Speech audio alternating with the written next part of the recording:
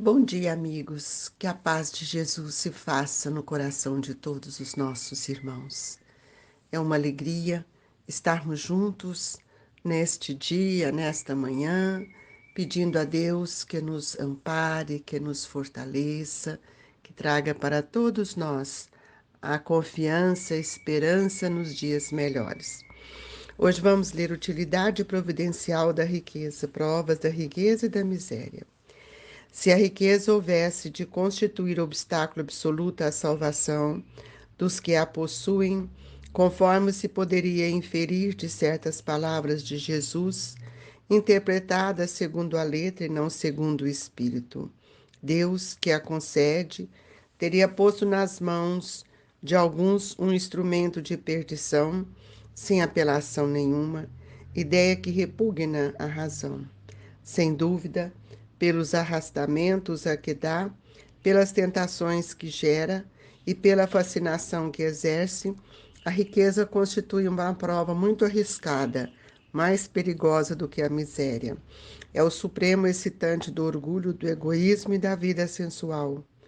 É o laço mais forte que prende o homem à terra e lhe desvia do céu os pensamentos. Produz tal vertigem que muitas vezes aquele que passa da miséria à riqueza esquece de pronto a sua primeira condição, os que com ele a partilharam, os que o ajudaram, e faz-se insensível, egoísta e vão. Ao fato, porém, que a riqueza torna difícil a jornada, não se segue que a torne impossível e não possa vir a ser um meio de salvação para o que dela sabe servir-se, como certos venenos podem restituir a saúde se empregados a propósito e com discernimento. Quando Jesus disse ao moço que o inquiria sobre os meios de ganhar a vida eterna, desfaze-te de todos os teus bens e segue-me, não pretendeu, de certo, estabelecer com princípio absoluto que cada um deva despojar-se do que possui e que a salvação só a esse preço se obtém, mas apenas mostrar que o apego aos bens terrenos é um obstáculo à salvação. Aquele moço, com efeito, se julgava quite porque observava certos mandamentos e, no entanto, recusava-se a ideia de abandonar os bens de que era dono. Seu desejo de obter a vida eterna não ia até o extremo de adquiri-lo com sacrifício. O que Jesus lhe propunha era uma prova decisiva, destinada a pôr a nu o fundo do seu pensamento. Ele podia, sem dúvida, ser um homem perfeitamente honesto na opinião do mundo, não causar dano a ninguém, não maldizer o próximo, não ser vão nem orgulhoso, honrar a seu pai e a sua mãe, mas não tinha a verdadeira caridade. Sua virtude não chegava até a abnegação. Isso o que Jesus quis demonstrar. Fazia uma aplicação do princípio fora da caridade, não há salvação.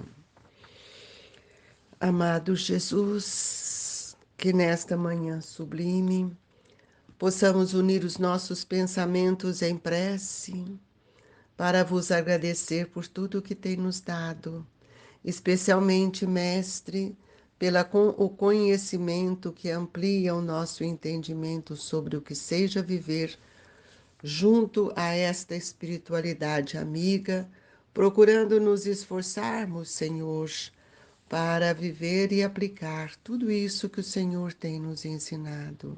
Dai-nos força e coragem, Jesus. E receba dos nossos corações as mais sinceras vibrações de gratidão e que possamos cada dia mais estender esse conhecimento aos irmãos que tanto necessitam, especialmente aqueles que se encontram em dor, aqueles, Jesus, que tanto necessitam da compreensão do bem, do amor e da caridade.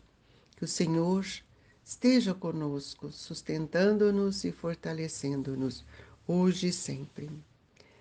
Meus queridos irmãos, nós estamos discutindo, um assunto bastante, parece que simples, mas na verdade é um assunto complexo, porque ele se diz da nossa renúncia, do nosso desprendimento, da nossa dedicação à causa maior, que é a causa divina, a Deus nosso Pai.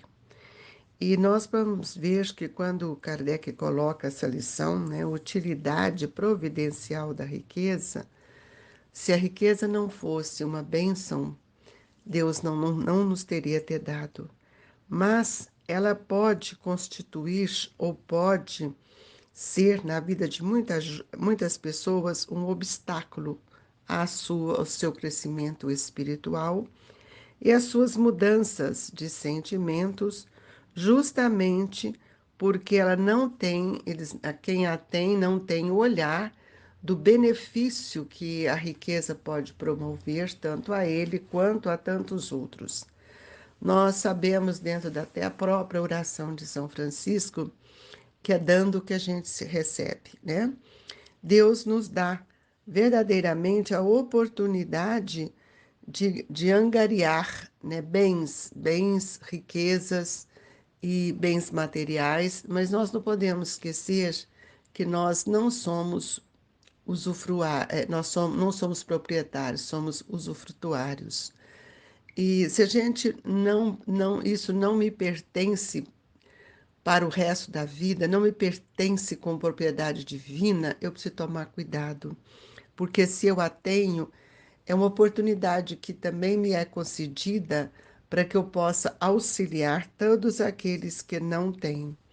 E muitas vezes esse instrumento, a riqueza, pode ser um instrumento da nossa perdição, porque ela nos afasta da razão, da lógica, do raciocínio correto, de uma inteligência que vai nos ensinar a aplicar. E ela também tem uma outra coisa que ela nos causa grandes dificuldades, é que muitas vezes nós ficamos fascinados com tudo aquilo que nós temos e somos arrastados, veja bem, somos arrastados pelas coisas do mundo, pelas ilusões, pelos desejos. E aí também nós temos outro ponto que nós não podemos esquecer. Ela é excitante para que a gente conquiste o orgulho, o egoísmo e também que a gente amplie o nosso olhar para a sensualidade.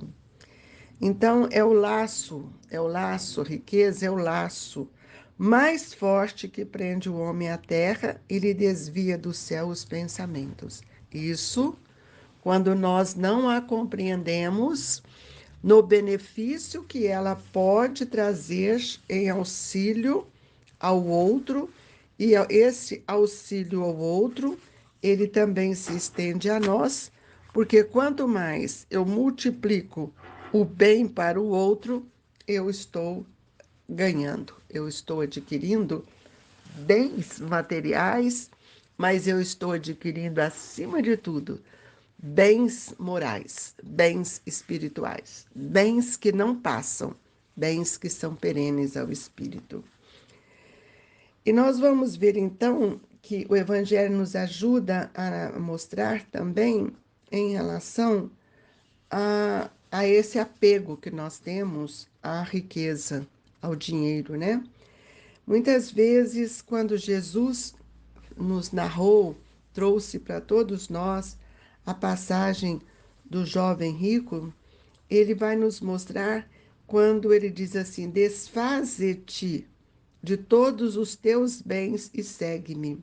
Ora, é claro que Jesus não estava falando para ele dar para os outros, nem por a venda por preços, né, que não são corretos. Não, Jesus não estava fazendo isso. Jesus estava naquela hora observando o seu pensamento, se ele era capaz de despojar-se daquilo que ele tinha para que ele pudesse seguir o mestre. Essa é a lição que nós precisamos compreender do apego. Eu posso ter tudo, mas ter a consciência de que tudo que tem material não pertence ao espírito, pertence o resultado da aplicação daquilo que nós vamos adquirir para um patrimônio espiritual. É muito interessante que o Evangelho nos faz também uma condição aqui, uma frase que ele traz, quando ele nos diz assim: é o laço mais forte que prende o homem à terra e lhe desvia do céu os pensamentos. Produz tal vertigem que muitas vezes aquele que passa da miséria à riqueza esquece de pronto a sua primeira condição. Os que com ele a partilharam, os que o ajudaram, e faz-se insensível, egoísta e vão. Nós esquecemos muitas vezes, né, daqueles irmãos que contribuíram com o nosso sucesso. Por exemplo, um pai, uma mãe que luta para formar um filho, e esse filho tem um sucesso material, ele consegue ampliar tudo aquilo que ele tem, que ele desejava ter, ele pelo seu esforço do estudo, das aquisições que ele adquiriu, ele muitas vezes se torna uma pessoa rica, mas, porém, acontece junto com essa riqueza a pobreza de espírito. É uma pobreza de espírito diferente daquela que Jesus referiu, uma pobreza moral, porque ele menospreza, ele diminui, ele afasta, ele não dá confiança, ele esquece do esforço daqueles que o amaram. Então, é uma lição que tem muitos estímulos e tem muitos desafios, principalmente os apegos aos bens terrenos, que é um obstáculo à nossa libertação. Isso nós precisamos tomar cuidado, porque tudo que nós temos é um grande benefício, um grande bem, mas eu não posso fazer disso um motivo de apego, de desunião e de afastamento daqueles a quem tanto amamos. Então, Jesus coloca a riqueza como uma prova decisiva a pôr a nu o fundo do seu pensamento. Quer dizer, nós precisamos entender que Jesus está nos convidando a refletir profundamente. E se a riqueza é a causa de muitos males que exacerba tanto as más paixões, provoca mesmo tantos crimes, não é ela que devemos inculpar, mas aos homens que dela abusam, como de todos os dons de Deus. Pelo abuso, ele torna pernicioso o que lhe poderia ser de maior utilidade. Então, a gente pode perceber que muitas vezes é a intenção que nós damos, é o interesse que nós temos. E nós vamos ver que a miséria, como aqui o Evangelho nos diz, a provas, né, da riqueza e da miséria, a miséria também já é ao contrário da riqueza, que é uma provação para que a gente possa compreender uma forma de vida para viver no caminho da humildade. A miséria, muitas vezes, ela tem várias causas. O desperdício de uma outra existência, mesmo nessa, às vezes não sabemos valorizar aquilo que temos. A miséria, ela pode se transformar numa prova valiosa para o espírito quando ele compreende o valor das aquisições, do mínimo que ele tem, mas desenvolvendo cada dia mais o caminho da humildade. E aí Jesus nos traz o exemplo, né, do obro da viúva, quando ele nos mostra o valor daquela mulher que nada tinha, mas tinha o seu desprendimento. E geralmente aqueles que têm, que vivem mais uma situação financeira de pouca renda, eu não vou dizer só de miséria, porque nós temos que abrir isso também para outro leque, que é a miséria moral e a riqueza, que leva também à miséria moral. Mas nós agora, nesse momento, estamos falando a respeito dos bens. E os bens, quando eu não tenho esses bens, que eu tenho que trabalhar, lutar para ter uma vida mais segura, né, das dificuldades que somos convidados a vivenciar, nós nos tornamos também mais vigilantes. E é interessante que aquele que menos tem, às vezes é o que mais ajuda o outro, ele sabe repartir. Então, é uma lição que nos convida muito a observar as nossas ilusões, né?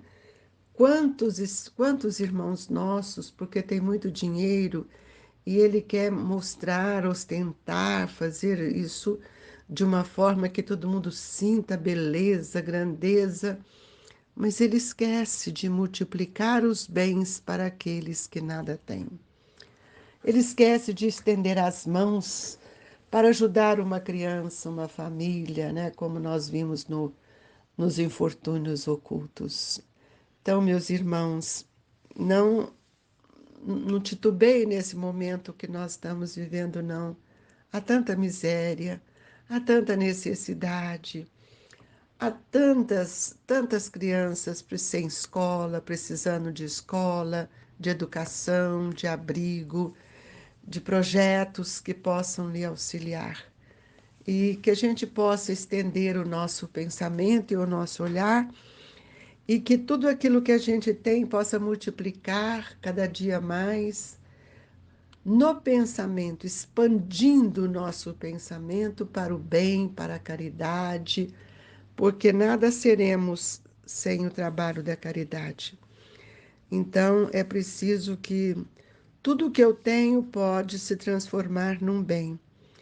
E o bem é um elemento que vai nos ajudar sempre a avançar dentro do progresso.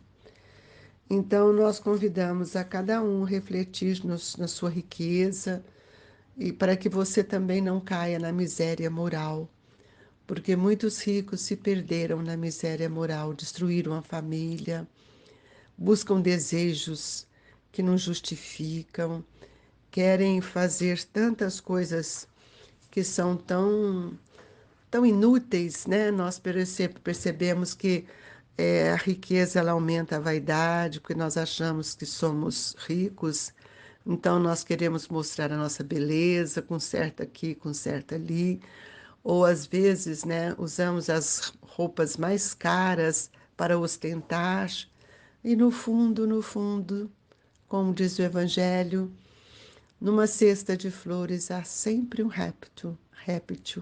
Aí nós vamos ver que dentro de nós há sempre um vazio, há sempre uma necessidade que não foi ainda percebida justamente pela nossa ilusão.